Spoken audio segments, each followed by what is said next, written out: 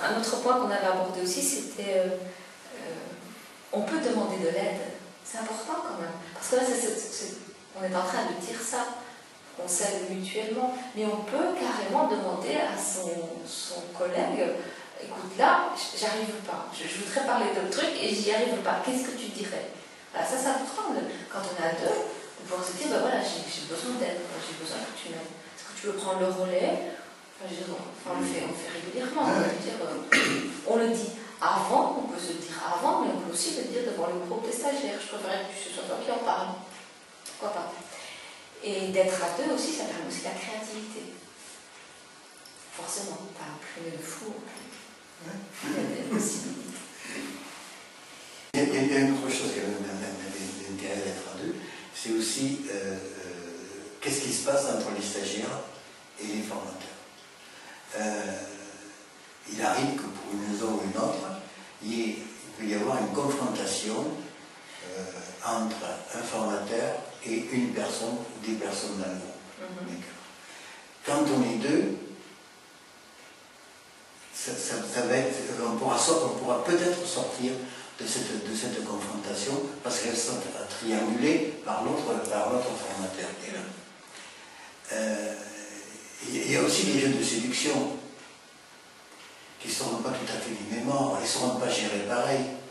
On sait bien que dans les groupes, ça arrive, ce jeu de séduction qui se passe. Et là aussi, ça va être triangulé par le deuxième formateur qui est là.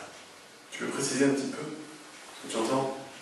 Pas d'exemple. Alors, pas d'exemple.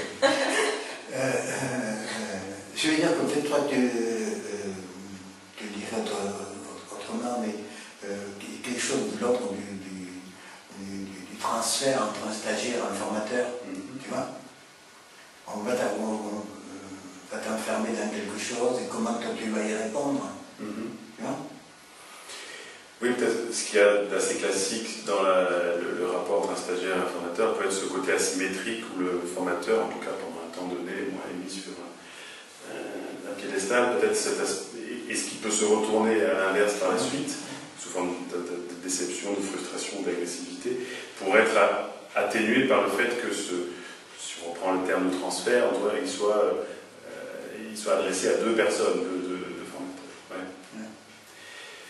Je reviens sur un point qui est toujours pour les intérêts, concernant l'intérêt que ça a de travailler à deux. Tu parlais d'une confrontation qui peut se passer entre un formateur et un stagiaire. Le fait qu'il y ait un autre formateur permet en direct d'atténuer ça ou de le reformuler ou de lui donner un sens. Il y a cette possibilité en léger différé, je dirais, au moment des pauses ou à la pause déjeuner où les deux formateurs se retrouvent et chacun peut exprimer ce qu'il a ressenti, ce qu'il a vécu dans le groupe et à ce moment-là prendre un peu de recul et utiliser, enfin je fais un parallèle avec ce que nous utilisons avec la classe Santin, cette interruption de séance où on va prendre un peu de temps pour exprimer nos vécus, nos ressentis. Et voilà, à deux, il y a cet avantage, cet intérêt de pouvoir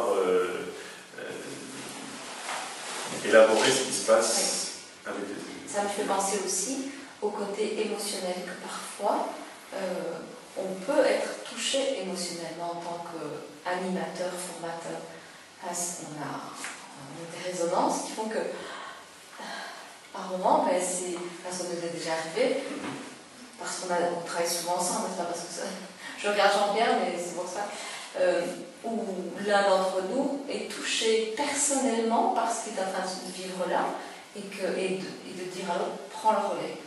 Ça, c'est confortable. Ça, c'est vraiment un privilège, parce que privilège aussi de pouvoir exprimer ses émotions, parce que le groupe le vit, ces émotions-là, et de pouvoir continuer parce qu'il y a un autre formateur qui est présent aussi, quoi.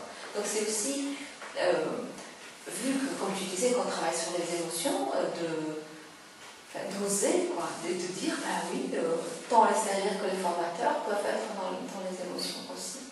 On peut descendre du piédestal du formateur. Ça nous arrive quand on a un homme grand-père, par exemple du jeu de main, qu'un de nous aille jouer avec des stagiaires.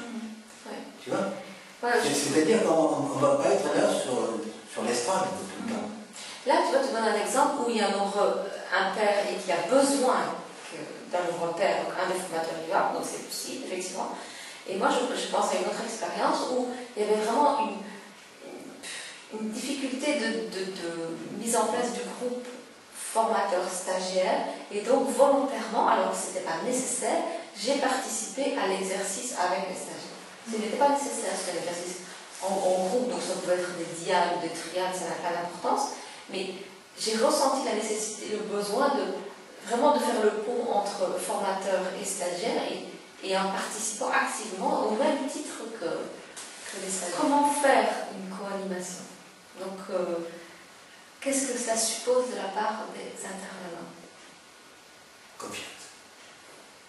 Oui, mais... J'ai envie de dire ça. Il faut avoir confiance dans son partenaire. Même si on ne sait pas où il va, quand il intervient, à des moments, je ne sais pas où tu veux aller, mais je sais que tu vas quelque part et je te confiance. Mais la confiance, ça nécessite quand même du travail aussi. Ça veut dire, je parle de la concertation sur les objectifs, sur la préparation, sur les objectifs. Parlons peut-être des objectifs, peut-être. Il faut qu'on a des objectifs communs. Et on a déjà une même vue de ce qu'est la formation. Oui. Voilà. Est-ce qu'on est en formation ou on est dans l'enseignement? Tu vois? On considère qu'on est dans la formation, qu'on va former les gens et qu'eux aussi vont se former, qu'ils seront acteurs de cette formation. Si l'un des deux se pense sur une estrade en train de distiller un discours, et que l'autre soit dans la formation, ça ne marchera pas. Il faut bien être d'accord là-dessus. Oui, Jean-François, je voulais dire quoi?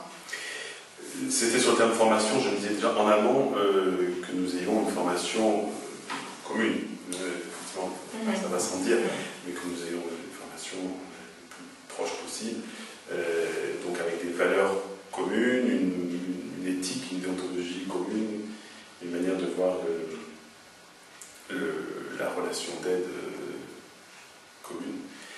Ça suppose que cette relation de confiance soit établie. Alors il y a une part qui est de la confiance a priori, qui est la confiance qu'on pose comme principe de travail, qui est une confiance, je dirais, active, décidée, et puis bien sûr une partie de cette confiance qui est liée au fait qu'on se connaisse, qu'on est déjà habitué à travailler ensemble, et qu'on ait pris du temps pour préparer. Être deux ne signifie pas qu'on doit être un bloc homogène.